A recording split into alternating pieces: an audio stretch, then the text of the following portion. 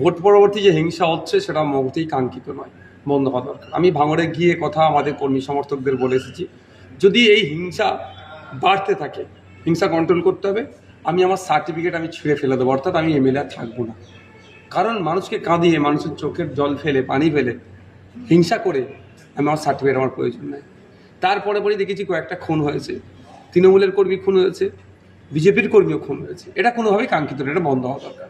হঠাৎ দেখলাম গত রাত্রে যে খবরটা দেখে আমরা শকড যে চন্দ্রনাথ রথ যিনি আছেন তাকে খুন করা হয়েছে।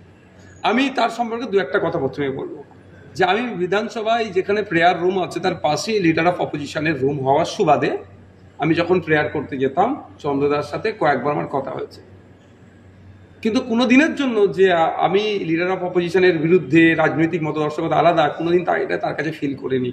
নওশাদ ভাই সম্বোধন নিয়ে আমি কথা বলে দেখি কেমন আছে না আছে কী করছে, যথেষ্ট সে আমাকে সেই জায়গা থেকে তাকে দেখিয়েছে। কিন্তু ওই রকম একটা ছেলে লোক আমার মনে হয় তার ব্যক্তিগত কেউ শত্রু হতে পারে না। আমি দু একবার কথা বলে তার সাথে এটুকু দেখেছি, যথেষ্ট সে সকলকে আপন করে নিতে পারে। কিন্তু হঠাৎ দেখলাম যখন তাকে গুলি করেছে, এটা একটা ভালো দিক নয়, এটা খুবই খারাপ দিক রাজ্যের জন্য।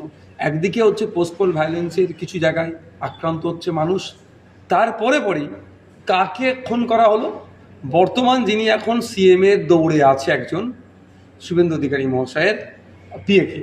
এটা একটা কারা বার্তা দিচ্ছে, কিসের বার্তা দিচ্ছে, এটা খুবই তদন্ত হওয়া দরকার। এটা আমি শুধু একটা খুন হিসাবে ধরছি না, এটা পশ্চিমবাংলার সম্প্রীতি, পশ্চিমবাংলা ঐক্যে এই খুনের দ্বারা হয়তো বিনষ্ট হতে পারে। তো সুতরাং এটাকে সর্বোচ্চ লেভেলে গিয়ে তদন্ত করা দরকার। কারা খুনি, কিসের জন্য খুন করেছে, সেটা খুঁজে বার করা দরকার। এটা পশ্চিমবাংলার কৃষ্টি কালচার নয়, এটা ভিন্ন রাজ্য থেকে আমদানি করা হচ্ছে এখানকার। তাহলে আজকে যারা সাংবাদিক বন্ধুরা আছেন, কারো বিপক্ষে খবর গেলে কি হয়েছে, শুটারকে দিয়ে মেরে চলে গেল,